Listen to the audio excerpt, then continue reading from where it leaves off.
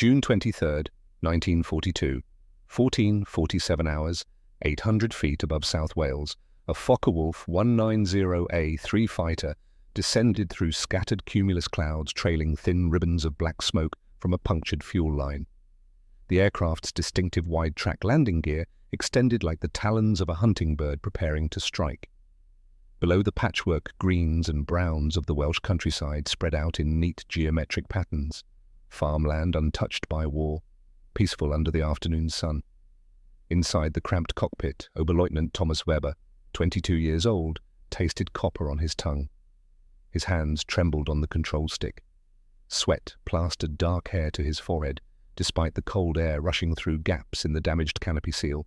The compass before him spun uselessly, the needle dancing between headings like a broken clock. The fuel gauge sat perilously close to empty, the needle quivering just above the red line.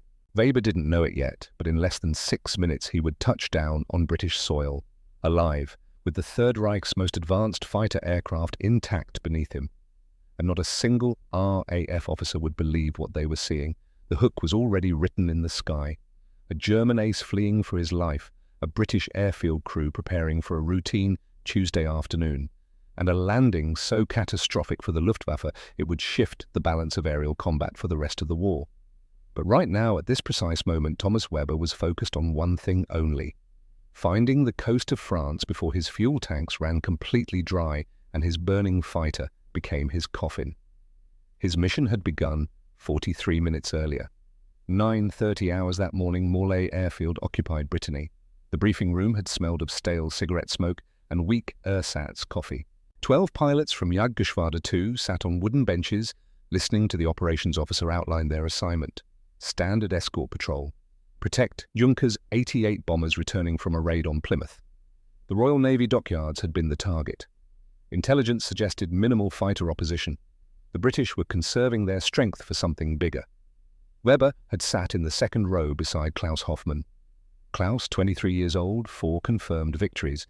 A farmer's son from Bavaria with a perpetual grin and hands too large for the delicate work of flying fighters. They'd flown together for 7 months. 14 missions. Klaus had saved Weber's life twice. Weber had returned the favor once. That was how it worked. You flew together, you fought together, you kept each other alive. The operations officer had pointed to a map of the English Channel with a wooden pointer. Weather-scattered cumulus, 3,000 to 6,000 feet. Visibility 8 miles. Sea state moderate. You'll meet the bombers here 20 miles southwest of Plymouth at 1300 hours. Escort them home. Expected opposition minimal. The British are licking their wounds from last week. Weber had raised his hand. Fuel. 115 gallons per aircraft. More than sufficient. Cruise consumption at 180 miles per hour, 55 gallons per hour.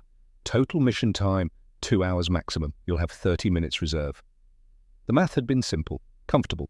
Weber had written it in his logbook. 115 gallons, 2.1 hours maximum endurance. Plenty of margin. He hadn't accounted for combat damage. Nobody ever did.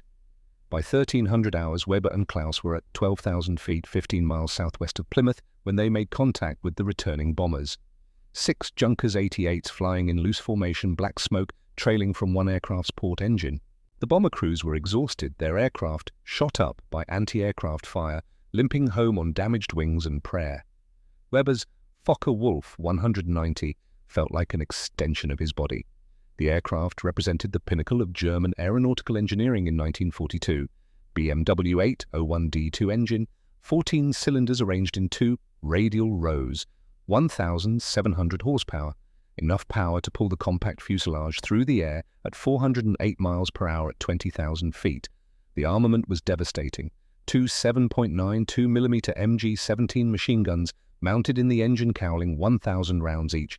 2 20 mm MG-151/20 cannons in the wing roots, 250 rounds per gun. When all 4 weapons fired simultaneously, the Focke-Wulf could shred an enemy fighter in seconds. The British feared this aircraft. Weber knew that. Every German pilot knew that. RAF intelligence reports described it as superior to the Spitfire Mark V in every category except turning radius. It climbed faster, it dove faster, it rolled faster at combat speeds, it hit harder. For 6 months since the type entered service in France, Focke-Wulf 190 pilots had been running up scores against the RAF like children playing a rigged game. Weber had 7 confirmed victories, 3 Spitfires, 2 Hurricanes, 1 Wellington bomber, 1 Blenheim. The red spinner on his aircraft's propeller hub marked him as a rising ace. His squadron mates joked that he'd make 20 kills by Christmas. He'd laughed and said nothing. Superstition ran deep among fighter pilots. You didn't tempt fate by counting victories before they happened. At 14:12 hours, the trap sprang shut. They came from above. 8 Spitfire Mark V's from 611 Squadron diving from 18,000 feet with the afternoon sun behind them. Perfect positioning. The British lead pilot had chosen his moment with precision. Wait until the German escorts were below, distracted by close formation flying with the slow bombers. Then strike from altitude with speed and surprise. Weber saw them first, sunlight glinting off canopies, small dark shapes growing rapidly larger. He keyed his radio. Achtung, Spitfires high, 6 o'clock. Brake, right. The German formation exploded like a kicked anthill. Pilots shoved throttles forward, engines roared, aircraft scattered in every direction. The textbook response: don't stay clustered, don't give them an easy target, get your nose pointed at the enemy, force them to fight on your terms. But the Spitfires had altitude, they had speed, they had surprise, and one of them had a very personal reason to be there. Flight Lieutenant Marcus Wright, 28 years old, 611 Squadron, pulled his Spitfire's nose through 40 degrees of deflection and fired. The Hispano 20mm cannon in his wings thundered. Spent shell casings tumbled away in the slipstream like golden rain. Tracers arced through the air. Most of the rounds missed. 3 connected. One struck Klaus Hoffmann's engine cowling, punched through the thin aluminum skin, severed an oil pressure line. High-pressure oil sprayed across the hot cylinder heads. Black smoke erupted instantly. Klaus's voice crackled over the radio, tight with strain. "I'm hit oil pressure, dropping. I'm heading home." Weber snap-rolled his Focke-Wulf to the right, pulling 6 Gs, vision tunneling to a grey pinpoint. He tried to position himself to cover Klaus's retreat, tried to get his guns on the Spitfire. But Marcus Wright was already gone, climbing back into the sun for another pass. And Wright wasn't interested in Klaus anymore. Wright had been shot down 4 weeks earlier, April 28th. A Focke-Wulf with a distinctive red spinner had jumped him over the channel.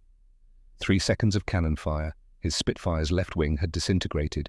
He'd bailed out at 8,000 feet, broken his collarbone on landing, spent 6 hours in the freezing water before rescue. He'd watched that red spinner fly away. He'd memorized every detail of that aircraft. And now, impossibly, he was looking at it again. Wright hauled his Spitfire around in a punishing turn. His vision grayed. His flight suit crushed against his chest. He didn't care. That red spinner. That specific Focke-Wulf, the pilot who'd nearly killed him, right there. 2,000 feet below, he dove. Weber saw him coming, rolled inverted, pulled toward the deck. The Focke-Wulf accelerated like a dropped stone. 400 miles per hour, 420, 440. The controls stiffened. The airframe shuddered. Weber kept the stick back, dove into a cloud bank at 6,000 feet. Behind him, Wright fired again. A 2-second burst, 80 rounds, most missed, 6 connected. 1 20mm shell punched through Weber's left wing root, severed the fuel line from the main tank to the engine. Aviation gasoline began streaming into the slipstream at 3.2 gallons per minute. 2 rounds struck the radio compartment behind the cockpit. The radio exploded in a shower of sparks and acrid smoke. The intercom went dead. Weber was alone. 3 rounds hit the instrument panel, shattered the compass housing. The magnetic compass card flew apart. The needle spun freely on its pivot, pointing at nothing, pointing at everything, useless. Weber emerged from the cloud at 2,000 feet. Alone. The sky around him was empty. No Klaus, no bombers, no Spitfires. Just empty air and scattered clouds. And smoke. Black smoke trailing from his left wing. He glanced at the fuel gauge. The needle was dropping. Fast. Impossibly fast. He'd had 68 gallons 10 minutes ago. Now the gauge read 54 gallons, then 51, then 48. 3 gallons per minute. At that rate, he had 16 minutes before fuel exhaustion. Maybe less if the leak got worse. The engine would quit. The propeller would windmill to a stop. The Focke-Wulf would become a 10,000-pound glider, and Weber would have perhaps 2 minutes to find somewhere to land before he stalled, spun, and died. His hand moved to the radio transmit button, pressed it. Nothing. Dead. He couldn't call for help. couldn't get a bearing from ground stations, couldn't warn anyone he was coming in damaged. He looked at the compass. The needle spun lazily, clockwise, useless. Weber had been trained to navigate by dead reckoning. Every fighter pilot had. Compass heading plus airspeed plus time equals distance. Simple mathematics, but dead reckoning required a functioning compass. Without it, you navigated by landmarks, by the sun, by memory, by guesswork. He looked down. Below him, through breaks in the clouds, he saw water, a large body of water stretching east to west, silver blue under the afternoon sun, 15, maybe 20 miles wide. The English Channel. It had to be. He'd flown over the channel dozens of times. He recognized that distinctive width, that color, that sense of vast emptiness between two land masses. Relief flooded through him. If that was the channel, then the land to the south was France. Occupied France. German-controlled territory. Safety, airfields, mechanics who could patch the fuel leak, a debrief over schnapps and cigarettes, a new compass. Back in the air tomorrow. He banked left, following the water eastward. In his mind, he was paralleling the French coast. Calais was to the east, dozens of Luftwaffe airfields. He'd pick one land, be home by dinner, but Thomas Weber wasn't looking at the English Channel. He was looking at the Bristol Channel, the body of water separating South Wales from southwest England. And the land to the south wasn't France, it was Wales, enemy territory.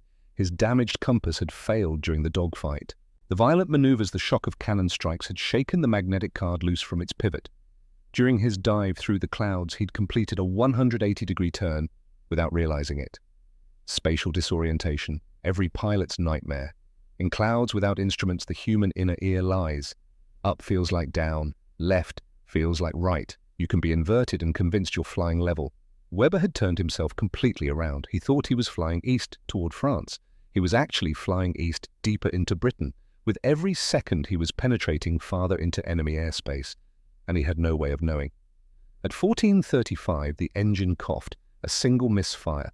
The BMW 801 radial had ingested a momentary lean mixture as the fuel system struggled to draw from a nearly empty tank through a severed line. The engine caught again, ran smoothly, but the message was clear. Minutes. He had minutes. Weber scanned the ground. There. A cluster of buildings, hangars, a control tower, a long concrete runway stretching north-south, an airfield. Thank God, a Luftwaffe airfield. It had to be. The Germans controlled everything on this side of the channel, didn't they? He circled once at 800 feet, studying the field below. He saw aircraft parked in neat rows. He saw hangars with open doors. He saw fuel trucks and maintenance vehicles. He saw a control tower with windows reflecting the afternoon sun. Everything looked orderly, professional. Exactly what he expected from a German installation. What he didn't notice, couldn't notice from 800 feet through oil-smeared goggles and adrenaline-narrowed vision were the RAF roundels painted on those parked aircraft. The red, white, blue circles that marked British fighters. He didn't see the Union Jack flying from the control tower's flagpole. He saw what he expected to see, what he desperately needed to see. Salvation. Weber dropped his landing gear. The hydraulics whined. The gear doors opened. The main wheels extended with solid mechanical clunks.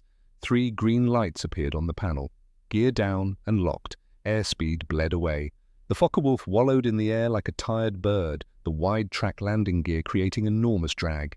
He lined up his approach. Runway 23. Wind from the west at 8 knots. Slight crosswind. Nothing difficult. He'd landed in worse. His hands moved through the familiar checklist. Mixture rich. Propeller full forward. Flaps down 20 degrees. Airspeed 110 miles per hour. Descent rate 300 feet per minute. On the ground at RAF Pembrey Squadron Leader Alistair Cunningham stood outside the control tower with a clipboard watching a training flight taxi into position. Cunningham was 35 years old, a career RAF officer who'd flown Hurricanes during the Battle of Britain. He'd been posted to Pembrey as station commander 3 months earlier. Quiet duty, training flights, administrative work.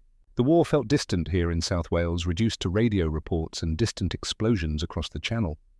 A sergeant shouted from the tower window, "Sir, incoming aircraft. Single engine. Damaged? Unknown type."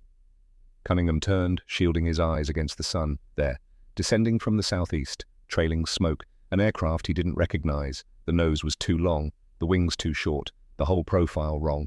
Not a Spitfire, not a Hurricane, not anything British. His stomach dropped.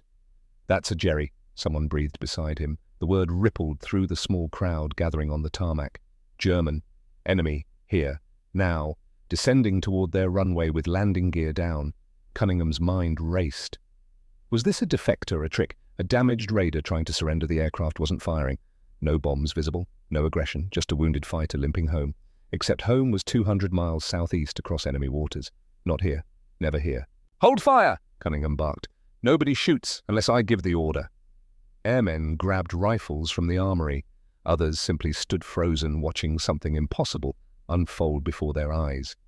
A German fighter landing at an RAF base in the middle of the day as casually as if it belonged there. At 14:46, Weber's Focke-Wulf crossed the runway threshold at 98 miles per hour. He eased the stick back. The nose rose slightly. The main wheels kissed the concrete with a chirp of rubber. The aircraft bounced once, settled, and rolled smoothly down the center line. Perfect landing. Textbook. The kind they taught to student pilots as the ideal touchdown. Weber let out a breath he didn't know he'd been holding. The tail wheel touched down. He tapped the brakes gently. The Focke-Wulf slowed. The engine coughed one final time and quit. Fuel exhaustion. The propeller windmilled to a stop. Silence except for wind rushing past the canopy and the tick of cooling metal. He'd made it. Safe. Alive. Weber guided the dead aircraft off the runway with momentum and brake steering. It rolled to a stop near the control tower. He sat for a moment in the sudden quiet, hands shaking with adrenaline come down. Sweat cooled on his face. He could smell aviation fuel and burned electrical insulation and his own fear. He reached up and popped the canopy. It slid back on its rails. Fresh Welsh air rushed in, cool and clean and wonderful, and that's when he saw them. British uniforms, RAF blue, 30 men in a semicircle around his aircraft, rifles pointed directly at his cockpit, RAF roundels on the parked Spitfires behind them, a Union Jack snapping in the breeze atop the control tower, not France.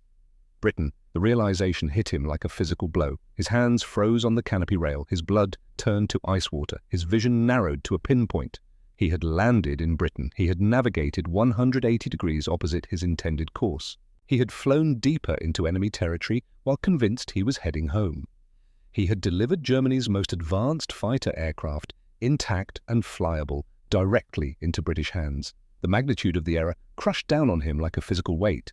His throat constricted. He couldn't breathe. Around him, British airmen stood with weapons raised, their faces showing shock and confusion and grim satisfaction. Squadron leader Alistair Cunningham stepped forward, service revolver drawn but pointed at the ground. He looked up at the young German pilot whose face had gone chalk white with dawning horror. Cunningham's German was rusty, learned during a university exchange program 15 years earlier, but serviceable. "Raus aus dem Flugzeug," he said slowly, carefully. "Hände hoch." Out of the aircraft. "Hands up." Weber understood. He raised his trembling hands slowly, very slowly, and stood in the cockpit. He was tall, nearly 6 feet, with dark hair plastered to his forehead by sweat. A cut above his left eye bled down his cheek.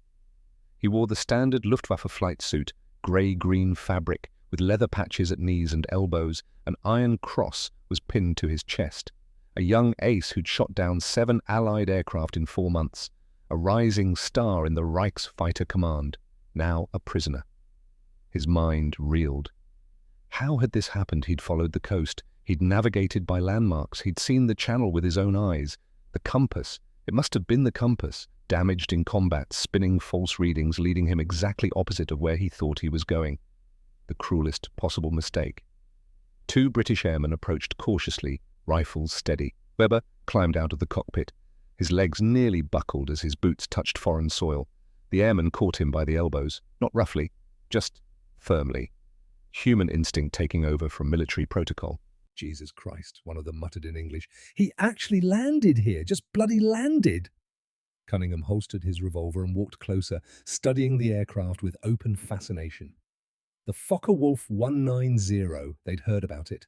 Intelligence reports, pilot debriefs, the new German fighter that was supposedly superior to the Spitfire Mark V. Faster, better climb rate, heavier armament. The aircraft Allied pilots feared. And here it sat. Intact, barely damaged beyond some bullet holes and a fuel leak. The engine still warm. Every system accessible, every secret laid bare. Cunningham felt his pulse quicken. This wasn't just a captured pilot. This was intelligence gold. This was the kind of windfall that changed wars. He turned to Weber, who stood between two guards, hands now cable-tied behind his back with canvas straps. The German's face showed pure anguish, shame, horror. The look of a man who'd just committed an unforgivable sin. "Sergeant Davies," Cunningham called.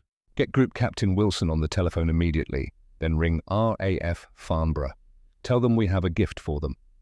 Davies sprinted toward the tower. Around the Focke-Wulf airmen gathered like pilgrims before a shrine, touching the metal skin, peering into the cockpit, examining the wide-track landing gear, the heavy nose-mounted cannons. One mechanic old enough to have worked on biplanes in the last war ran his hand along the engine cowling and whistled low. "Look at this," he breathed. "BMW 801 radial engine, 14 cylinders. Look at the size of those exhaust stubs. This thing must be fast as hell." A young pilot, barely 19, stared at the aircraft with something close to reverence. "Our boys are fighting these." Cunningham nodded grimly. "Not for much longer. Now we'll know everything about them." Thomas Weber was led toward a small brick building that served as the station office. He walked stiffly, mechanically, his mind trying to process the magnitude of his failure. He had handed Britain the Reich's most advanced fighter. He had betrayed every secret of the Focke-Wulf's performance. He had given the enemy exactly what they needed to counter German air superiority. The weight of that realization threatened to crush him. Inside the office, 2 RAF officers waited. One was Captain Edmund Blackwood, an intelligence officer who'd been hastily summoned from the operations room. Blackwood was 40 years old, thin and bookish, with the careful manner of an academic thrust into military service. He spoke fluent German learned during pre-war research trips to Berlin. "Oberleutnant Weber," Blackwood began, his tone neutral and professional. "You are now a prisoner of war. You will be treated according to the Geneva Convention. Do you understand?" Weber nodded mutely. Blackwood studied him for a moment. "You're not the first German pilot we've captured, but you are the first to land voluntarily on one of our airfields." "I did not land voluntarily," Weber said, his voice raw. I believed I was over France." Blackwood translated for the other officer, who gave a short, humorless laugh. "Your compass?" Blackwood asked. Weber looked down at his boots. "Damaged in combat. I navigated by sight. I saw the channel. I thought—" He couldn't finish. The enormity of the mistake was suffocating. Blackwood leaned back in his chair. "You've had a very bad day, Oberleutnant. But you're alive. That's more than many pilots can say." Weber's jaw tightened. "Alive, yes. But dishonored. Captured. Responsible for potentially thousands of German deaths as Allied pilots learned to exploit every weakness in the Focke-Wulf 190. His survival felt like a curse." A medic entered carrying a small medical kit. He approached Weber cautiously, gesturing to the cut above his eye. "May I—" Weber hesitated, then nodded. The medic worked quickly, efficiently, cleaning the wound with antiseptic that stung like fire. Weber flinched, but didn't pull away. The medic applied a bandage and stepped back. "You'll be all right," he said in English. Weber understood the tone, if not all the words. The same professionalism, the same basic human decency. It confused him.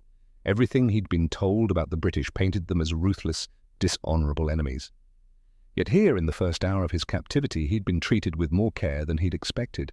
Outside, the Focke-Wulf 190 was already being photographed from every angle. Group Captain Wilson, the regional commander, had arrived within minutes, his staff car kicking up dust as it skidded to a stop near the aircraft. Wilson walked around it slowly, deliberately, his weathered face showing no emotion, but inside his mind was calculating. This single aircraft, captured intact, represented an intelligence breakthrough that could shift the entire air war. For months, RAF pilots had been reporting encounters with a new German fighter that outperformed their Spitfire Mark V's faster in a dive. Better roll rate, heavier firepower. The Focke-Wulf had been cutting through British formations with devastating efficiency. Pilots were dying because they didn't understand their enemy's capabilities. Now they would. Every rivet, every control surface, every performance characteristic would be tested, measured, documented. British engineers would disassemble the engine, study the fuel injection system, examine the armament. Test pilots would fly it, push it to its limits, discover its weaknesses, and within weeks new tactics would be distributed to every RAF squadron. Attack from above, force them into turning fights, exploit the Focke-Wulf's poor high-altitude performance, target the cooling system. Know when to engage and when to run. This single landing, this one navigational error by one confused German pilot would save hundreds of Allied lives. Wilson turned to his operations officer. "I want this aircraft under armed guard around the clock. No one touches it without authorization from Farnborough. The transport team should arrive by morning." The officer saluted and rushed off to issue orders. Wilson looked toward the station office where Weber was being held. 22 years old, an ace, a skilled pilot who'd made one catastrophic mistake. In another world, they might have shared a drink, talked about flying, compared notes on tactics. But this was war, and war had no sympathy for honest mistakes. Inside the office, Weber sat on a wooden chair, hands still cable-tied, staring at the floor. Blackwood had left to coordinate with intelligence services in London. The two guards stationed at the door looked uncomfortable, uncertain how to treat a prisoner who'd simply landed and walked into captivity. One of them, a corporal named Davies, cleared his throat. Would you like some water?" Weber looked up, surprised. Davies held out a canteen. Weber hesitated, then nodded. Davies carefully held the canteen to Weber's lips, letting him drink. The water was cool, clean. The best thing Weber had tasted in hours. "Thank you," he said in careful English. Davies nodded and stepped back. The small gesture of humanity, so simple, so unexpected, made something break inside Weber. His eyes burned. He blinked hard, refusing to cry in front of his captives. But the weight of what he'd done, the scale of his failure, pressed down on him like a physical force. He had been so sure, so certain he was flying towards safety, following the coast home, making the right decisions, and every decision had been exactly precisely wrong. The afternoon sun slanted through the office window, casting long shadows across the floor. Outside, British airmen continued to swarm around the Focke-Wulf, touching it, examining it, already beginning to understand what they'd been given. Thomas Weber sat alone with his thoughts, with his guilt, with the terrible knowledge that his 5-minute landing had just changed the war. And somewhere across the Channel, in occupied France, Klaus Hoffmann's damaged fighter was being towed into a hangar. The mechanics would shake their heads at the oil-soaked engine. Klaus would sit in the ready room, smoking, waiting for news of his wingman, news that would never come. Because Thomas Weber had disappeared into British skies, and he would not be coming home. By sunset on June 23, 1942, word of the capture had reached the highest levels of British command. Air Vice Marshal Trafford Lee Mallory, commanding No. 11 Group Fighter Command, received the telephone call at 18:35 hours. He listened in silence, asked 3 clarifying questions, then set down the receiver with a hand that trembled slightly.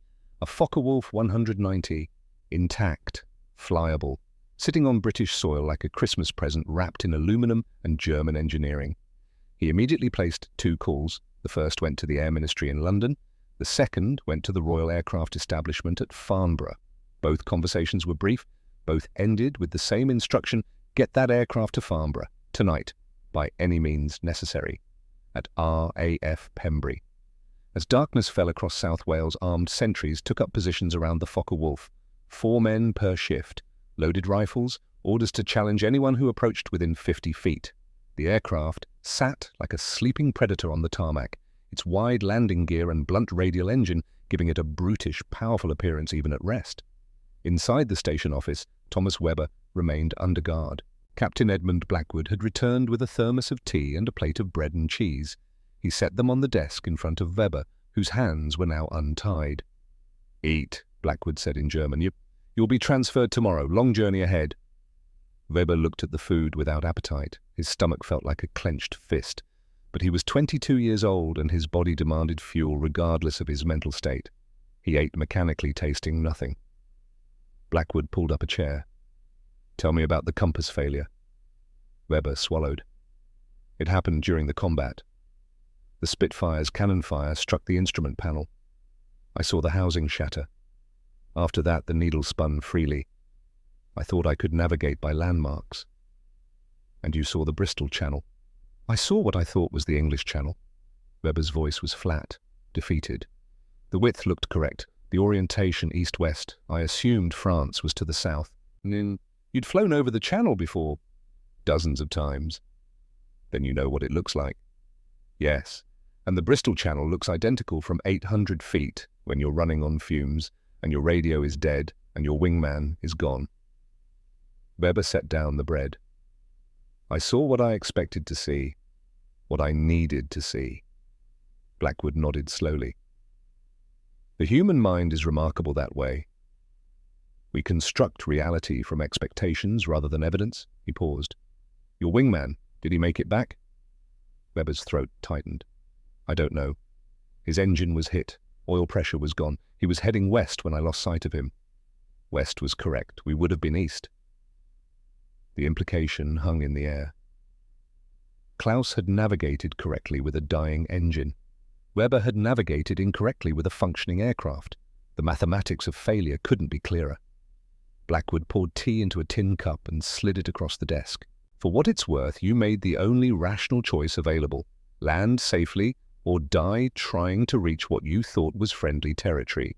You chose survival. I chose wrong. You chose to live. There's a profound difference. Weber wrapped his hands around the cup, absorbing its warmth.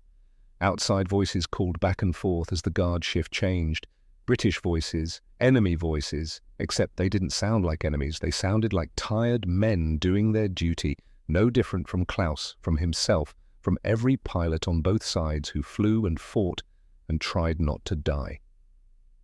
What will happen to the aircraft? Weber asked quietly. Blackwood considered his answer carefully. It will be studied, analyzed, test-flown, every system examined, every performance characteristic measured. We'll learn everything it has to teach us. And then you'll use that knowledge to kill more of my countrymen. Yes, just as your countrymen use captured intelligence to kill mine. That's the machinery of war, Oberleutnant. Information flows like ammunition. Both kill efficiently. Weber closed his eyes. The aircraft sitting outside represented more than his personal failure. It was a breach in the wall, a crack through which intelligence would pour like floodwater. RAF engineers would measure what German designers had labored to perfect. British pilots would learn what Luftwaffe tacticians had worked to conceal, and German pilots would die because of it.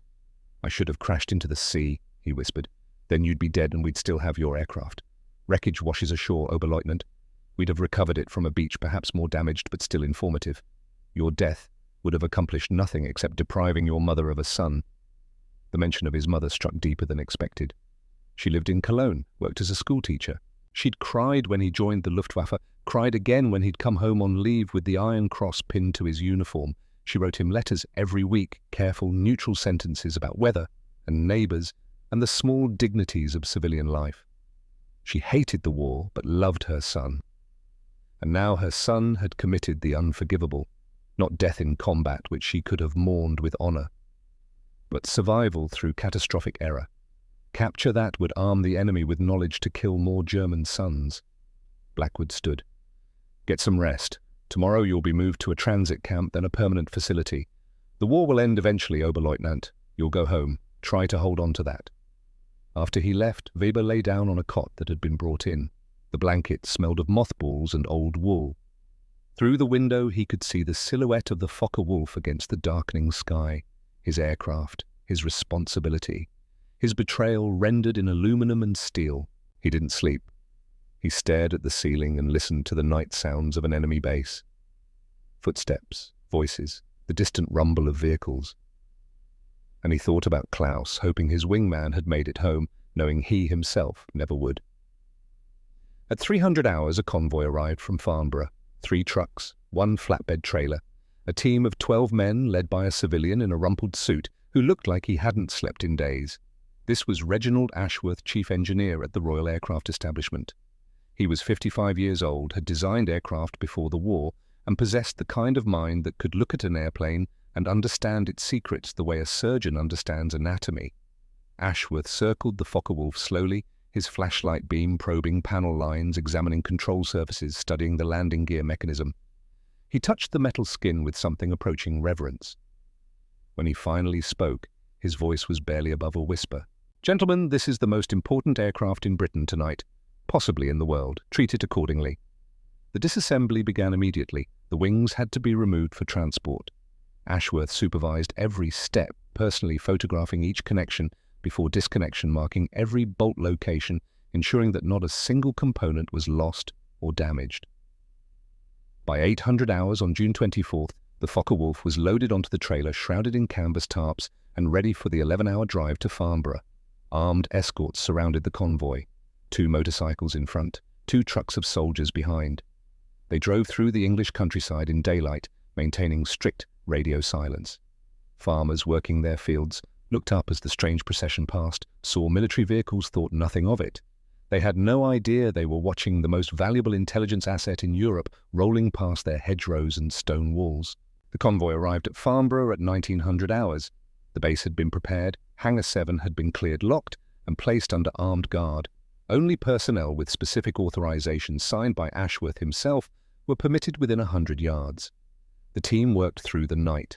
Wings reattached with meticulous care, aircraft positioned on jacks, photographers documenting every angle. The serial number on the fuselage was recorded with particular attention, work number 313. The distinctive red spinner that marked it as Weber's personal aircraft was noted, photographed from 12 different angles. By June 25th, the systematic dissection began. Ashworth started with what mattered most, the engine.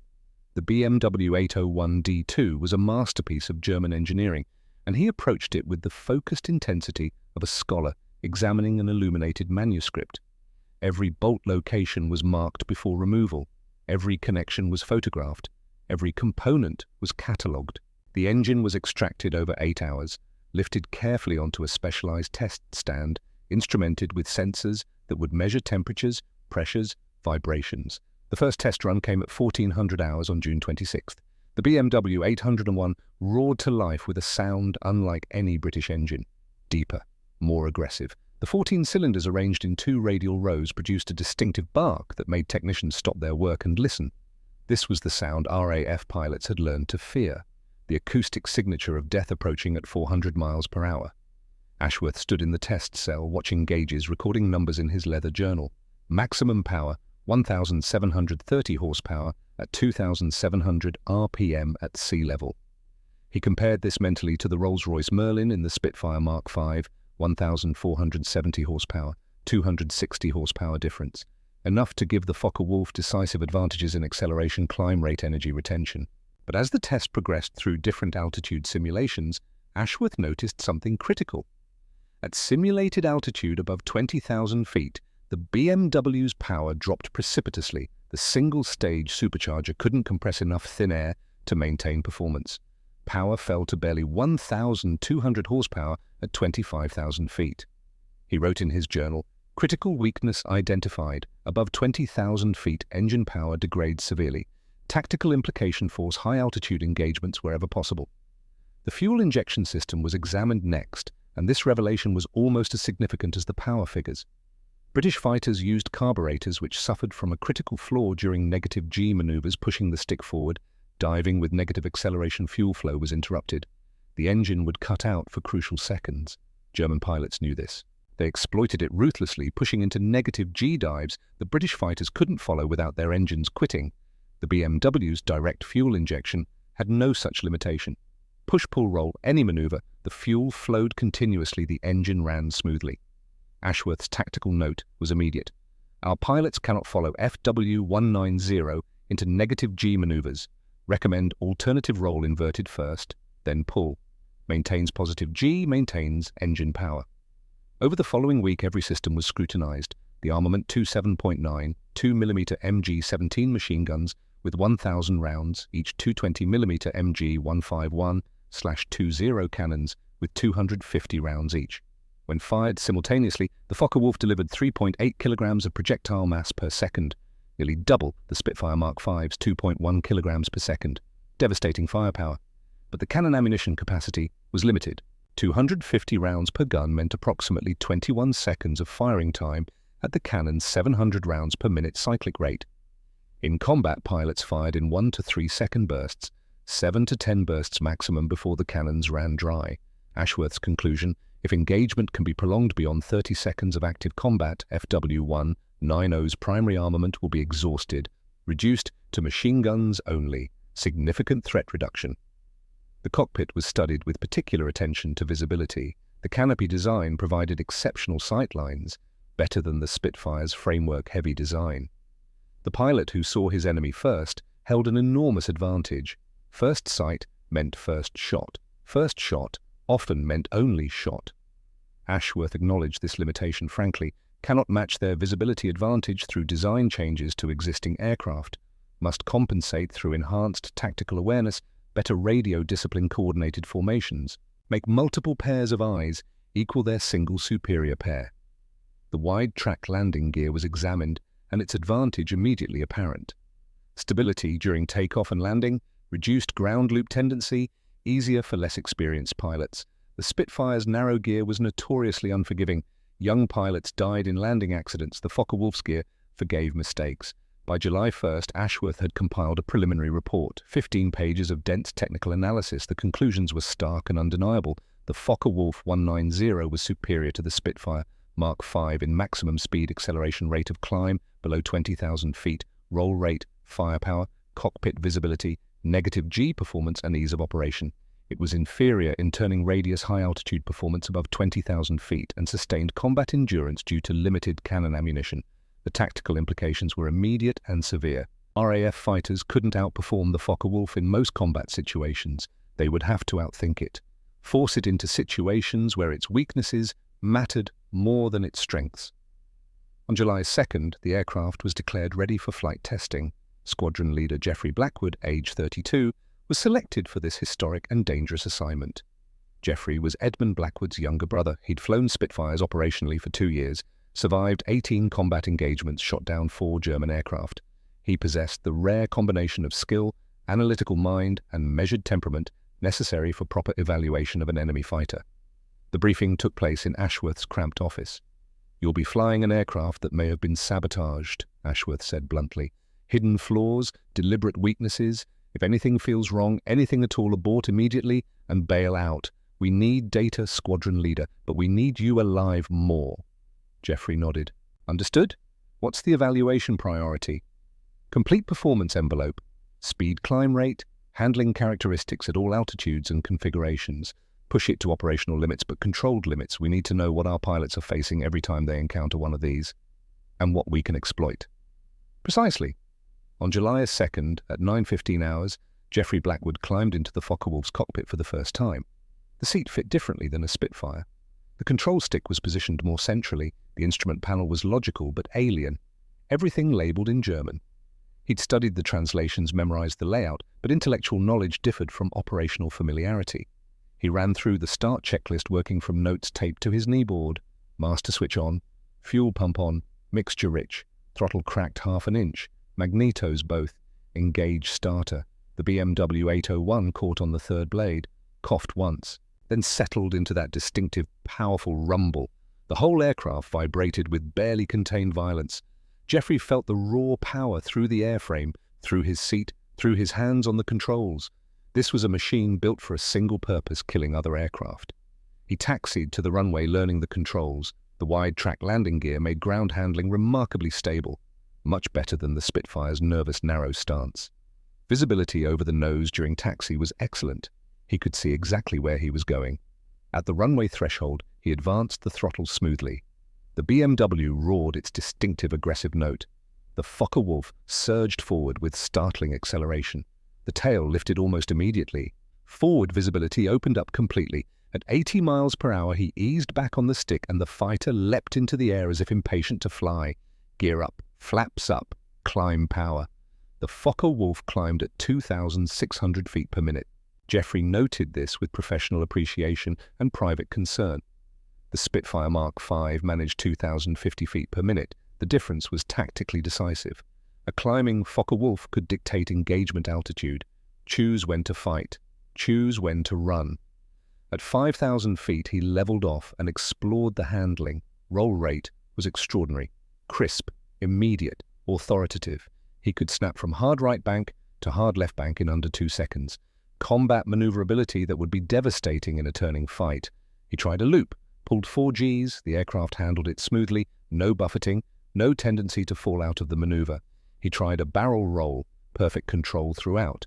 He tried an Immelmann turn, The aircraft performed it as if the maneuver had been designed specifically for this airframe.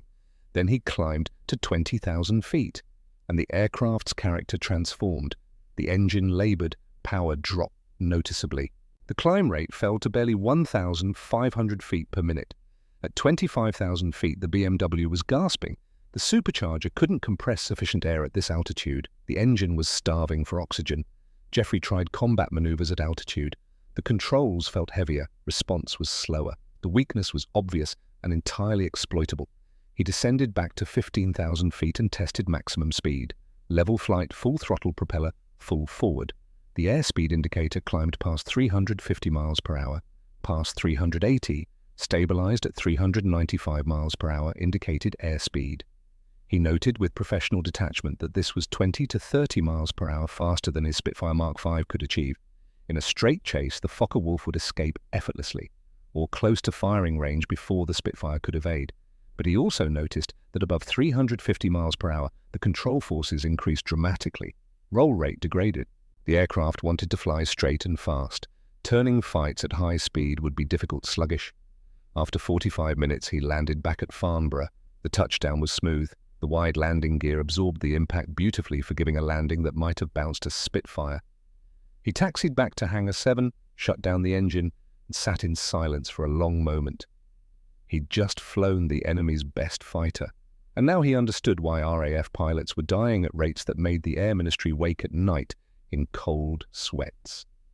The debrief lasted 3 hours. Jeffrey described every characteristic, every strength, every exploitable weakness. Ashworth took notes with the intensity of a scholar recording gospel. Other engineers asked technical questions, probed for details, built mathematical models from Jeffrey's qualitative observations. The summary report was completed by July 5th. 15 pages of detailed analysis backed by test data, performance curves, and tactical recommendations. The conclusion was unambiguous. The Focke-Wulf 190 outclassed the Spitfire Mark V in almost every measurable category. RAF tactics would need to change immediately and fundamentally. On July the 10th, a courier delivered a classified copy of the report to Air Chief Marshal Sir Charles Portal, Chief of the Air Staff. Portal read it twice, once quickly, once slowly with notes. Then he called an emergency meeting of Fighter Command leadership. The meeting convened on July 15th in a secure conference room in London. 20 senior officers gathered around a long mahogany table. The Focke-Wulf report was distributed in sealed envelopes. They read in silence. The silence deepened as understanding sank in. "Gentlemen, sir," Portal began, his voice grave. "We now understand what we're fighting. The question before us is how to fight it when we're outmatched in almost every category." Ma'am, the discussion lasted 6 hours. Tactical doctrines were debated. Aircraft production priorities were adjusted. A crash program to accelerate Spitfire Mark IX deployment was authorized. The Mark IX had a 2-stage supercharger and significantly better high-altitude performance. But it would take months to get Mark IXs to frontline squadrons in meaningful numbers. In the meantime, pilots were dying against an aircraft that outperformed their fighters in nearly every metric except one altitude. The solution emerged from the data tactical asymmetry. If British fighters couldn't outperform the Focke-Wulf, they would force engagements into the narrow envelope where the enemy's advantage disappeared. On August 15, 1942, exactly 7 weeks after Weber's landing, RAF Fighter Command issued Tactical Directive 08/42. Every squadron received copies. Flight leaders studied it like scripture. The key points were specific and uncompromising. Never engage Focke-Wulf 190s below 15,000 feet unless numerical advantage exceeds 3 to 1. The FW190 dominates low-altitude combat through superior power and speed. Force all engagements above 20,000 feet whenever tactically feasible. Climb to altitude before contact. Make the enemy climb to you. Their engines lose 30% power above 20,000 feet. Ours perform adequately. Avoid sustained turning fights. The FW190's roll rate gives it superior maneuverability at combat speeds. Use altitude advantage for slashing attacks. Dive, shoot, climb away using excess speed. Do not remain engaged. Prioritize attacks on the cooling system. The radial engine has vulnerable oil coolers beneath the cowling and behind the cylinders. Damage to cooling systems causes rapid engine failure. Aim accordingly. Prolong engagements when possible. The FW190 carries limited cannon ammunition, approximately 20 seconds of firing time. After cannon exhaustion, threat level reduces by 60%. Force extended combat through evasion and separation. The directive changed everything. Pilots who'd been fighting blind suddenly had a tactical roadmap. They knew what to do, what to avoid, where the enemy was strong, where he was weak. The first operational test came on September the 3rd, 1942. Squadron 611 was assigned bomber escort for a raid on Dieppe. Squadron leader Alistair Cunningham led 12 Spitfires. Among them was Flight Lieutenant Marcus Wright, the pilot who'd shot down Weber on June 23rd. Wright still bore scars from his own April shootdown. His collarbone had healed but ached in cold weather, a permanent reminder. The bombers crossed the French coast at 18,000 feet. Cunningham kept his Spitfires at 23,000 feet above and behind. Altitude advantage, first principle of the new doctrine. At 11:47 hours, ground radar reported enemy fighters approaching from the east. 12 Focke-Wulf 19s from Jagdgeschwader 26, climbing to intercept. Currently at 18,000 feet, Cunningham's voice crackled over the radio, calm and precise. All aircraft maintain altitude. Let them come to us. We fight on our terms today. The German formation climbed aggressively. Their powerful engines pulled them upward at impressive rates. At 20,000 feet, they were still climbing strongly. At 22,000 feet, their climb rate began decreasing. At 24,000 feet, they were laboring engines, struggling in the thin air. Now, Cunningham ordered, diving attack. Hit them fast and climb away. No extended engagements. 12 Spitfires rolled, inverted, and dove. They had altitude, they had speed. They had the advantage of surprise as gravity accelerated them past 400 miles per hour, faster than the Focke-Wulfs could manage in level flight at this altitude. The German fighters tried to maneuver. But at 24,000 feet, their engines couldn't provide enough power for aggressive combat. They were sluggish, vulnerable, exactly as Ashworth's report had predicted. Wright selected a target, a Focke-Wulf with yellow nose markings, the aircraft wallowing slightly as its pilot tried to turn. Wright placed the gun sight pipper just ahead of the enemy fighter, fired a 3-second burst, watched cannon strikes sparkle along the engine cowling, saw white smoke erupt from the cowling junction. Oil. The cooling system was compromised. He didn't stay to watch the result. He pulled up hard, using his excess speed to zoom, climb back to altitude. Traded speed for height, got above the fight again. The damaged Focke-Wulf tried to follow. Its engine temperature gauge climbed rapidly into the red zone. The pilot had no choice. He disengaged, diving away toward France with a dying engine, trailing white smoke. Across the engagement area, the pattern repeated itself. Spitfires diving from altitude advantage. Focke-Wulfs unable to respond effectively at high altitude. 3 German fighters were hit. 2 were damaged severely enough to disengage immediately. 1 was destroyed outright, the pilot bailing out over the channel, his parachute, a white flower against the blue water. Not a single Spitfire was lost. Cunningham landed at base 90 minutes later. The ground crew saw the difference immediately in the pilots' faces. Instead of the grim exhaustion of defeat, there was cautious, almost disbelieving optimism. "It worked," one pilot said, his voice carrying wonder. "The bloody tactics actually worked." Cunningham filed his combat report that evening. The intelligence officer transcribed his assessment carefully. When forced to engage at altitudes above 22,000 feet, the FW190's performance advantages disappear almost entirely. Our Spitfire Mark 5S are competitive in this envelope.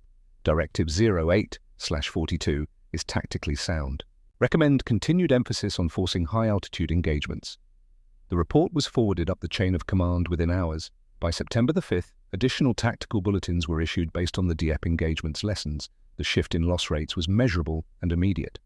In June and July 1942, RAF loss ratios against Focke-Wulf 19Os had been 2.3 to 1 for every German fighter lost. The RAF lost 2.3 aircraft. By September, after implementation of the new tactics, the ratio improved to 1.1 to 1, near parity. By December, with Spitfire Mark 9s arriving in increasing numbers, the ratio reversed to 0.8 to 1 in RAF favor. Thomas Weber's landing at Pembry had fundamentally altered the tactical balance of the air war over Europe, and Thomas Weber knew it. He was transferred on June 25th to a transit camp in southern England, processed through intake with cold efficiency, personal belongings confiscated, prison uniform issued, identification number assigned. From there, on July 8th, he was moved to a permanent prisoner of war facility, designated POW Camp 185, located in Yorkshire. Population 847 German prisoners, mostly Luftwaffe aircrew, shot down over Britain. Weber arrived in a canvas-covered truck with 15 other newly captured men. They shuffled through the camp gates under guard, were documented, photographed, assigned to barracks. News traveled fast in the enclosed world of the camp. A pilot from JG-26 recognized Weber's name during evening roll call. The whisper spread like fire through dry grass. That's the Pembrey pilot, the one who landed the 190 intact. Reactions varied. Some prisoners refused to speak to him. Others muttered insults as he passed in corridors. One young pilot, barely 20 years old, spat at his feet in the mess hall. An older prisoner intervened before violence could erupt. This was Otto Klein, 45 years old, a former bomber pilot shot down during the Battle of Britain in 1940. Klein had been a prisoner longer than most. Time and perspective had taught him things anger couldn't. "Leave him alone," Klein said to the young pilot, his voice carrying the authority of age. "He gave the British our best aircraft. Do you understand what that means?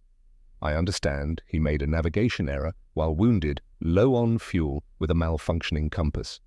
I understand that errors happen in combat. What would you have done differently?" The young pilot had no answer. He walked away, still angry, but quieter. Klein turned to Weber, who stood frozen, expecting the violence to resume. "You'll get this reaction often. Ignore it. They don't understand. Most of them are too young to understand." Weber nodded, grateful but unable to speak, past the tightness in his throat.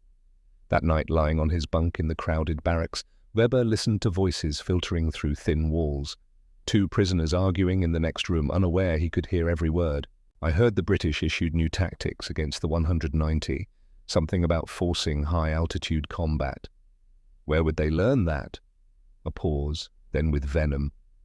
"Where do you think—" "From the aircraft. That idiot landed at Pembrey. They took it apart, learned everything. Now our pilots are dying because of him."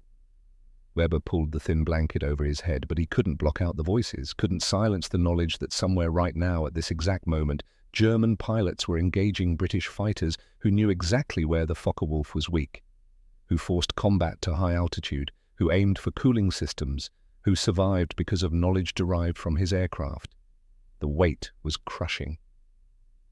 On October 12, 1942, Weber received an unexpected visitor. Captain Edmund Blackwood arrived at the camp, dressed in civilian clothes, carrying a leather briefcase. Security cleared him through. They met in a small interview room, bare except for a table and two chairs. Blackwood set a folder on the table between them. "I thought you should understand what your aircraft has taught us." He opened the folder. Inside were photographs. The Focke-Wulf in Hangar 7 at Farnborough. The engine mounted on the test stand. Geoffrey Blackwood in the cockpit, preparing for the first test flight. "We've flown it extensively," Blackwood continued, his tone matter-of-fact. "Tested every system, measured every performance characteristic. Your aircraft has been extraordinarily educational." Weber stared at the photographs, unable to look away, unable to stop looking. "Based on what we learned, we issued new tactical guidance to our fighter squadrons on August 15th. Early operational results have been very positive. Our loss rates have decreased significantly." "How many?" Weber asked, his voice barely audible. "How many what?" "How many German pilots have died because of what you learned from my aircraft?" Blackwood was quiet for a moment. "I don't have precise numbers, but our increased tactical effectiveness means more German aircraft shot down, more pilots killed or captured. I won't insult you by pretending otherwise." Weber closed his eyes. "But," Blackwood continued carefully, "our decreased losses mean more British pilots survive, more return to their families, more fly again to protect our country. The intelligence from your aircraft has likely saved between 200 and 300 RAF lives already, and that number will grow, at the cost of German lives. Yes, that's the arithmetic of war, Oberleutnant. Your side kills ours, our side kills yours. Intelligence accelerates the process, makes it more efficient, more lethal." He paused. "But you didn't choose this outcome. You didn't defect. You didn't sell secrets for money or ideology.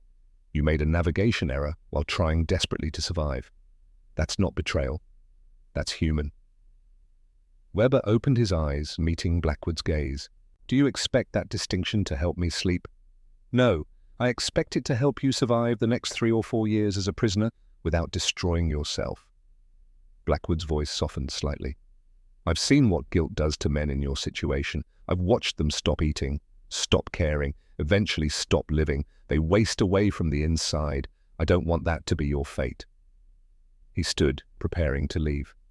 "You made a choice to land rather than crash into the sea, to live rather than die. That choice has had enormous consequences, consequences you couldn't have predicted and couldn't control. But the alternative was your death, and we would still have recovered your aircraft. Perhaps from the channel bed, perhaps from a beach. We would have learned from it regardless. Your survival changed the outcome for you alone." He picked up his briefcase. "Try to remember that when the guilt becomes unbearable." After Blackwood left, Weber sat alone in the interview room for 20 minutes until guards came to return him to the barracks. Through the small window he could see other prisoners in the exercise yard. Some played cards, some talked quietly, some simply existed in the strange suspended animation of captivity, waiting for a war to end so life could resume. He thought about Klaus. Through Red Cross channels he'd learned that his wingman had survived, made it back to France with a seized engine, landed dead stick at a satellite field, walked away with only bruises. Klaus was flying again, still fighting, still alive, and somewhere in the skies over Europe, British pilots were using tactics derived from Weber's aircraft to kill German pilots. Pilots like Klaus, friends, comrades, men with mothers who waited for letters that might never come. The arithmetic was simple and terrible. Every RAF pilot saved by the new tactics meant German pilots died. The balance sheet was written in blood and Weber's name was on every entry. He understood intellectually what Blackwood had tried to explain, that he'd had no real choice, that survival was human, that his death wouldn't have prevented the intelligence loss. But understanding didn't erase guilt. Logic couldn't overrule the weight of consequences. Outside, autumn rain began to fall across Yorkshire, cold and grey and relentless. Weber watched the drops streak down the window and thought about navigation, about compasses that lied, about the impossibly thin line between home and enemy territory, about how easily a man could cross that line, how quickly everything could change, how permanently. He'd flown across that line on June 23rd, and he would spend the rest of his life trying to understand what that crossing meant, trying to calculate the moral mathematics of survival when survival itself became a weapon. The rain continued, the war continued, and Thomas Weber sat in a prisoner of war camp in northern England alive, when perhaps he should have died bearing the weight of a 5-minute decision that would echo through the remainder of the war and the remainder of his life. The war ground on, months became years. The seasons changed outside the barbed wire of POW Camp 185, but inside time seemed suspended in amber. Thomas Weber turned 23 in captivity, then 24, then 25. News filtered into the camp through carefully monitored channels. Red Cross parcels, censored letters, whispered conversations with guards who were sometimes sympathetic, sometimes merely bored. The prisoners pieced together the progress of the war from fragments like archaeologists reconstructing pottery from shards. 1943 brought news of Stalingrad, of North Africa, of Sicily. Germany was no longer advancing. The tide had turned. 1944 brought news of Normandy, of the Eastern Front collapsing, of cities in Germany being bombed into rubble. And with each piece of news, each report of air battles over Europe, Weber wondered how much of it traced back to June 23rd, 1942. How many tactical decisions were informed by the analysis of his Focke-Wulf? How many RAF pilots survived because they'd learned to force German fighters to high altitude? How many German pilots died because the British knew exactly where to aim? The math was impossible to calculate precisely, but Weber tried anyway. Late at night, lying on his bunk while other prisoners snored around him, he ran the numbers in his head. If the tactical directive saved 10 RAF pilots per month, that was 120 per year. Over 2 years, 240 lives. But those pilots flew again, shot down more German aircraft, saved more British lives. The multiplier effect expanded geometrically. And on the other side of the equation, how many additional German pilots were lost because the RAF understood the Focke-Wulf's weaknesses? 10 per month seemed conservative, 20 more realistic. Over 2 years, 480 German deaths. The numbers haunted him. Otto Klein, the older prisoner who'd defended Weber in those early days, noticed his deterioration. Weber was eating less, sleeping poorly, withdrawing into himself. One cold morning in January 1944, Klein sat down beside Weber in the mess hall. "You're going to die in here if you don't stop." Weber didn't look up from his untouched porridge. Stop what? Counting ghosts. I can see it in your eyes. You're adding up bodies. Yours, theirs, everyone's. It's killing you. I gave them the weapon they needed to kill my own people. You gave them nothing. They took. There's a difference. Klein's voice was firm, but not unkind. You were a pilot doing your job. You got shot up. Your compass broke. You navigated wrong. These things happen in war. Not like this. Not with these consequences. Klein sighed. I was shot down in 1940. My bomber crashed near Dover. The British recovered it mostly intact. They learned about our navigation equipment, our bomb sites, our defensive armament. That information helped them shoot down other bombers, other crews, men I knew. He paused. I blamed myself for 2 years. It nearly destroyed me. Weber finally looked at him. How did you stop? I realized I had a choice. I could die of guilt in here, or I could survive and go home when this is over. I chose home. I chose to see my wife again, my children. Klein leaned closer. You're 24 years old. You have 50 years of life ahead of you if you survive this. Don't throw that away because of one bad navigation decision. It's not that simple. It never is, but the alternative is suicide by despair, and that helps no one. Weber said nothing, but he ate the porridge. It was a small thing, but it was something. By spring of 1945, the news accelerated. The Rhine crossed, Berlin surrounded, Hitler dead. And then on May 8, 1945, the announcement that changed everything. The war in Europe was over. Germany had surrendered. The news reached Camp 185 by radio broadcast. The camp commandant assembled all prisoners in the main yard and informed them officially. The war has ended. Germany has capitulated. You will remain here until repatriation arrangements are finalized. This may take several months, but you will go home. The reaction among the prisoners was mixed. Some wept, some cheered, some stood in stunned silence. Weber felt nothing, just a vast, hollow emptiness where emotion should have been. He was 25 years old. He'd been a prisoner for 3 years. He'd flown combat for 18 months. The proportions seemed wrong somehow. He'd spent twice as long as a captive as he had as a fighter pilot. The war that had defined his youth was over, and he didn't know what came next. Repatriation began in August 1945.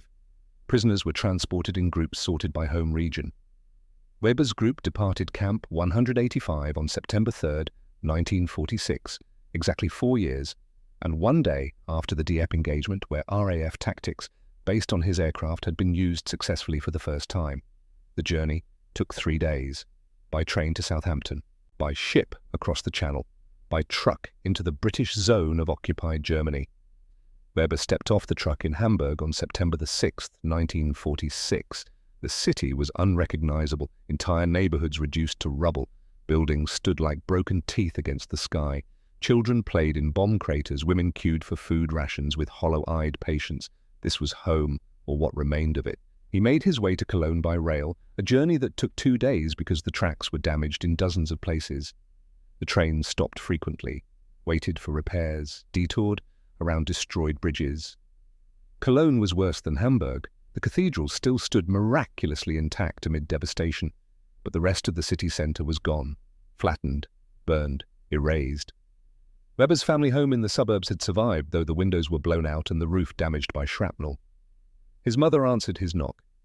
She was 53 years old, but looked 70, grey hair, thin from rationing, hands trembling as she reached for him. "Thomas," she whispered, "you're alive." They held each other in the doorway for a long time. His father emerged from inside, limping on a leg, wounded in the First World War, re-injured in an air raid shelter collapse in 1944. His younger brother was dead, killed on the Eastern Front in 1944, age 19. The family Weber returned to was diminished, damaged, but alive. That night at dinner, thin soup and black bread, his mother asked carefully, "What will you do now?" Weber had been thinking about that question for months. Find work, rebuild, like everyone else. "Will you stay in Cologne?" "I don't know, there's nothing left here." His father spoke for the first time. "There's family. That's something." Weber nodded, but he wasn't sure it was enough. In the weeks that followed, Weber learned the scope of Germany's defeat. 12 million dead, cities destroyed, the country divided between occupying powers, the economy in ruins, food scarce, hope scarcer. He found work in the British zone as an aircraft mechanic for a civilian freight company that was rebuilding. They needed men who understood airplanes. Weber understood them too well. The work was simple. Maintain DC-3s, replace engines, fix hydraulic systems, keep civilian aircraft flying. It was honest work. It paid enough for food and rent. It kept his hands busy. In 1947, he moved to Hamburg. The city was rebuilding faster than Cologne. More opportunity, more life returning. In 1948, he met Greta Muller at a church social. She was 26 years old, had worked as a nurse during the war, had seen things that left shadows in her eyes. They recognized each other's damage without speaking of it directly. They married in 1949, a small ceremony, a few guests. They couldn't afford much, but it didn't matter. They were building something new from the ruins of what had been. Weber never spoke about the war. Greta asked once in the early days of their marriage. He'd shaken his head and changed the subject. She didn't ask again. Many veterans were like this. The war was a door they'd closed and locked. Opening it let in too much darkness. In 1950, their daughter was born, Helga, perfect and small and entirely unconnected to the horror that had preceded her arrival. Weber held her in the hospital and felt something he hadn't felt in years, hope. Life continued. Work, family, the slow, steady process of rebuilding a country and a life from rubble. In 1953, 8 years after the war's end, Weber received a letter. British postmark, return address R, Ashworth, Surrey, England. He stared at the envelope for a long time before opening it. The letter was brief, handwritten in careful English, which Weber could now read thanks to evening classes he'd been taking. Dear Herr Weber. You don't know me, but I know you. I was the chief engineer at Farnborough who examined your Focke-Wulf 190 in 1942. I spent months studying that aircraft, learning its secrets, writing reports that changed how the RAF fought the air war. I am writing now because I recently learned something I thought you should know. My son flew Spitfires during the war. He survived. He is alive today, married, with children of his own. In 1944, he was in a combat engagement over France, where his squadron used high-altitude tactics to engage Focke-Wulf 190s. The tactics worked. His squadron shot down 3 enemy fighters without loss. My son returned home safely. Those tactics came directly from analysis of your aircraft. I know you carry guilt about landing at Pembrey. I cannot tell you what to feel. But I wanted you to know that the intelligence from your aircraft saved my son's life. For that, I am grateful. Respectfully, Reginald Ashworth Weber read the letter 3 times. Then he folded it carefully and placed it in a drawer. He didn't respond. What could he say? You're welcome for helping kill German pilots. I'm glad my mistake saved your son while costing others theirs. There were no words that fit, but he kept the letter. It stayed in the drawer for years, unread, but not discarded. Life moved forward. His daughter grew. His work continued. Germany rebuilt itself with remarkable speed. By the late 1950s, the Wirtschaftswunder, the economic miracle, had transformed the country. New buildings rose where ruins had stood. Prosperity returned. Weber and Greta had a son in 1955. Karl, 2 children, a small apartment in Hamburg, steady work, a life that bore no resemblance to the war years. He was ordinary, anonymous, just another middle-aged man among millions trying to forget the past and build a future. In 1968, Weber was 48 years old. His children were in school. His hair was graying. He worked as a senior mechanic for Lufthansa, the rebuilt German national airline. He was competent, reliable, unremarkable. That summer, he took a rare trip to London for an aviation industry conference. Lufthansa paid his expenses. It was his first time in Britain since his repatriation in 1946. On his last day in London, with a free afternoon before his return flight, he took the Underground to Hendon, to the Royal Air Force Museum. He told himself he was just curious, just killing time. But he knew what he was looking for. The museum was housed in several large hangars. Aircraft from both world wars were displayed in careful arrangements. Spitfires, Hurricanes, Lancasters, Messerschmitts, captured enemy aircraft alongside British defenders. Weber walked slowly through the exhibits, reading plaques, studying aircraft he'd only seen as enemies in the sky. And then he found it. Hangar 3, German aircraft section. And there, under spotlights, perfectly preserved, was a Focke-Wulf 190A3, work number 313, his aircraft. The red spinner was still there, the The panel where cannon rounds had struck was still visible, repaired, but marked. The wide landing gear stood at attention. The aircraft looked exactly as he remembered it. Frozen in time, a monument to his greatest mistake. A placard beside it read, Focke-Wulf 190A-3, captured intact, RAF Pembrey, Wales, 23rd June, 1942. This aircraft was flown to Britain by a German pilot who became disoriented during combat and mistook the Bristol Channel for the English Channel. Believing he was landing at a Luftwaffe airfield in France, he executed a perfect landing at RAF Pembrey. The capture of this aircraft intact provided invaluable intelligence. Detailed analysis revealed performance characteristics and tactical weaknesses that significantly influenced RAF fighter tactics for the remainder of the war. This aircraft is considered one of the most important intelligence acquisitions of the Second World War. Weber stood before the aircraft for 20 minutes. Other visitors walked past, glancing at the display, reading the placard, moving on. They saw a museum piece, a historical artifact. Weber saw the cockpit he'd sat in, the controls he'd gripped, the instrument panel where the compass had shattered. He saw June 23rd, 1942. The smoke, the fear, the terrible moment of realization. A young boy, perhaps 8 years old, tugged his father's sleeve. "Papa, look at this one. It says a German pilot landed it by accident." The father read the placard. Imagine that, flying all the way to the wrong country. Was the pilot stupid? No, son, he was confused and scared. War does that to people. They moved on. Weber remained. Eventually, a museum guard approached. "Sir, we're closing in 15 minutes. Weber nodded. "I understand, thank you." He took one last look at the aircraft, at the red spinner that had marked him as an ace, at the fuselage that had carried him into captivity, at the machine that had changed the war. Then he turned and walked away.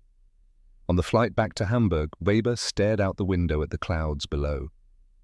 The Lufthansa 737 cruised at 35,000 feet, far higher than any fighter in the war could have reached. The world had moved on. Technology had advanced. The aircraft that had once represented the cutting edge of military power now sat in museums' curiosities from a brutal past. He thought about the museum placard, one of the most important intelligence acquisitions of the Second World War. He thought about Reginald Ashworth's letter. Saved my son's life. He thought about the German pilots who'd died because British fighters knew exactly how to fight the Focke-Wulf, pilots whose names he'd never know, whose families had received telegrams saying their sons, husbands and brothers were missing, presumed dead. He thought about Klaus Hoffmann. His wingman had survived the war, Weber had learned years later through a chance encounter with another JG2 veteran.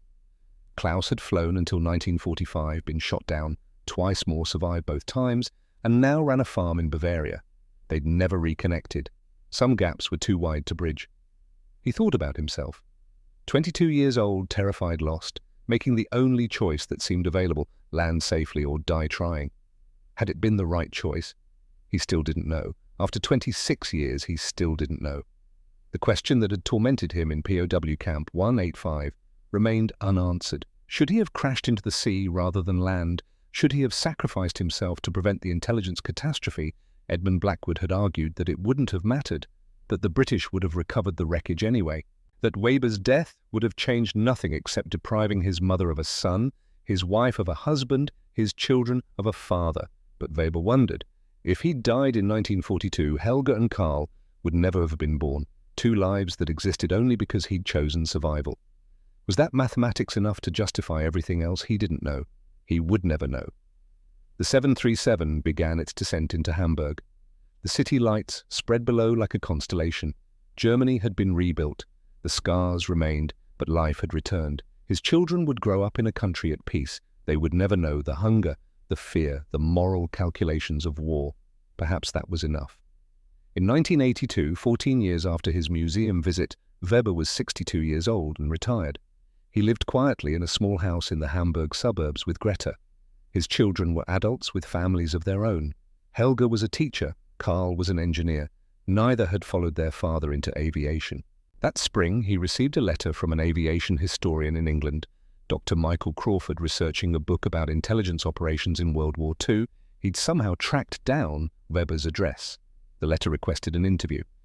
"Your landing at Pembrey is considered one of the most significant intelligence events of the air war. I would be honored to speak with you about your experience."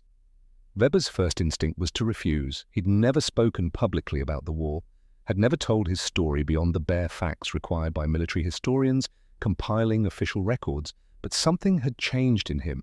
Perhaps it was age, perhaps it was the simple passage of time, perhaps it was the knowledge that he wouldn't live forever, and the story would die with him if he didn't speak.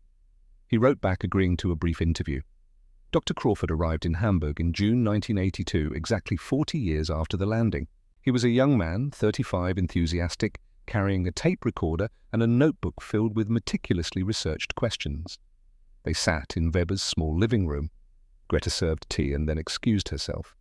The tape recorder sat on the coffee table between them, its reels slowly turning. "Herr Weber," Crawford began, "thank you for agreeing to speak with me. I know this must be difficult." "It was 40 years ago," Weber said. "Everything is difficult after 40 years. Can you describe what happened on June 23rd, 1942? And Weber told the story, the mission, the combat, the damaged compass, the navigation error, the landing, the realization. He spoke in a flat, factual tone, as if describing something that had happened to someone else. Crawford listened intently, occasionally asking clarifying questions. "Did you realize the significance of what had happened immediately?" "No, I thought I'd simply been captured. The magnitude became clear later." "How did that make you feel?" Weber was quiet for a long moment. "How does any soldier feel when they fail? Guilty, ashamed, responsible for deaths I couldn't prevent and couldn't undo? But you didn't choose to land at Pembry. It was an accident. Accidents have consequences. The intention doesn't erase the result. Do you regret landing? Would you have done differently if you could choose again?" Weber stared at the teacup in his hands. This was the question he'd been asking himself for 40 years. "I wanted to live," he said finally. "At 22 years old, with my fuel gauge on empty and my compass broken and my engine dying, I wanted to survive. I saw an airfield, and I landed. If I had known it was British, would I have chosen differently?" He paused. "I don't know. I'd like to think I would have crashed, rather than give the enemy such valuable intelligence, but I don't know. None of us know what we'd do until we face the choice. The intelligence from your aircraft saved hundreds of Allied lives, and cost hundreds of German lives. Does that balance matter to you?" Weber looked at Crawford directly. "No, because I knew the German pilots. They were real to me, friends, comrades. The Allied pilots were abstract, numbers. I understand intellectually that they were equally human, equally deserving of life, but I can't feel it the same way. I can't mourn strangers the way I mourn friends." Crawford nodded slowly. "That's honest." "It's all I have left, honesty about what I feel, even when those feelings aren't noble." The interview continued for 2 hours. Crawford asked about the POW camp, about repatriation, about Weber's life after the war. Near the end, Crawford asked, "What do you want people to understand about what happened?" Weber considered. "That war reduces people to impossible choices, that good men do terrible things because all the alternatives are worse. That survival is human, not heroic, that we're all just trying to get through and get home." He paused. "And that I'm sorry. I'm sorry Klaus lost his wingman. I'm sorry German pilots died. I'm sorry for all of it, but I'm not sorry I lived." Crawford turned off the tape recorder. "Thank you, Herr Weber. This has been invaluable." After he left, Weber sat alone in the quiet house. He'd spoken the words he'd carried for 40 years. Released them into the world. He didn't feel lighter, but he felt finished. The story was told. The record was complete. In 1990, Thomas Weber died at age 70. Heart failure, quick and relatively painless. Greta was with him. His children came to the hospital. He died surrounded by family in a peaceful Germany, far removed from the war that had defined his youth. The obituary in the Hamburg newspaper was brief. Thomas Weber, 70 aircraft mechanic, died June 18th. Survived by wife, Greta daughter, Helga son Karl, and 4 grandchildren. Services Friday at St. Michael's Church. There was no mention of the war, no mention of Pembry, no mention of the Focke-Wulf that still sat in the RAF museum in Hendon. His family chose that silence deliberately. They knew his story, but they also knew his wish to be remembered as he'd lived, not as the mistake that had defined one day, 48 years earlier. The Focke-Wulf 190 work number 313 remains on display at the RAF museum. Thousands of visitors see it every year. School children learn about it in history classes. Researchers study it in academic papers. It is one of the most famous, Captured Aircraft in History. The museum updated the display placard in 2012, the 70th anniversary of the capture. This aircraft represents one of the most significant intelligence acquisitions of the Second World War. Analysis of this fighter revealed critical tactical information that influenced RAF operations for the remainder of the war. Historian estimates suggest that intelligence derived from this aircraft contributed to saving between 580 and 780 Allied aircrew lives. The German pilot who landed this aircraft, Oberleutnant Thomas Weber, spent 3 years as a prisoner of war. He returned to Germany in 1946, worked as an aircraft mechanic, married, raised a family, and lived quietly until his death in 1990. He rarely spoke about the war. This aircraft stands as a reminder that war's greatest turning points are sometimes accidents, and that individual choices made in moments of crisis can echo through history in ways no one could predict. On a quiet afternoon in 2025, an elderly woman visits the RAF Museum in Hendon. She is in her 70s, walks with a cane, speaks English with a slight German accent. She stands before the Focke-Wulf 190 for a long time. A museum docent notices her and approaches. "It's quite a remarkable aircraft, isn't it?" "Yes," the woman says softly, "quite remarkable." Did you know that the pilot who landed it was my father, she says. Thomas Weber. I'm Helga. The docent's eyes widen. I had no idea. I'm so sorry, I didn't mean to. It's all right. Helga looks at the aircraft. He came here once, in 1968, stood right where I'm standing, never told us about it until years later. What did he say about it? Helga is quiet for a moment. He said it was strange to see his mistake preserved so carefully, like amber trapping an insect, the moment frozen forever while everything else moved on. She touches the barrier rope gently. But he also said he understood why it was here. Because history isn't just the victories and the heroes, it's also the accidents and the survivors and the people who made choices they had to live with forever. The docent nods respectfully. Helga takes one last look at the aircraft. He was a good father, a good husband, a good man. The war was one day of his life. The rest was family and work and trying to build something better from what had been broken. She turns to leave. "I wanted you to know that. When you tell visitors about this aircraft, remember that the pilot wasn't just a mistake. He was a person. He lived 70 years. This was just 5 minutes of them." The docent watches her walk away through the hangar, past Spitfires and Hurricanes and Lancasters, past the machinery of war, now silent and still. And the Focke-Wulf 190 sits in its spotlight, perfectly preserved, the red spinner still bright, the landing gear still extended as if ready to touch down again at any moment. One broken compass, one 5-minute landing, one man who chose to live. History is built from such moments.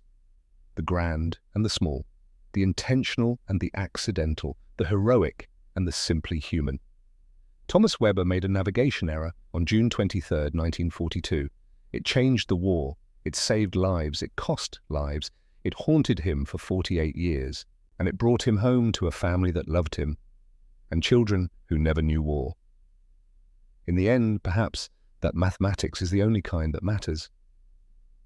The choice to survive, the consequences that follow, and the long, difficult work of living with both. If this story moved you, if it made you think about the complexity of war and the weight of choices made under impossible circumstances, help preserve these memories by subscribing. Share this with someone who understands that history isn't simple, that veterans carried burdens we can barely imagine, and that survival itself can be an act of courage. Next time, we'll examine another moment where individual choice and historical accident collided, the story of Charlie Brown and Franz Stigler over Bremen, where enemy pilots made a decision that defied every rule of war. Until then, remember this: every veteran carried their war differently. Some carried victories. Some carried defeats. Some carried accidents that changed everything. Judgment is easy. Understanding is harder. Remembrance is what we owe them all.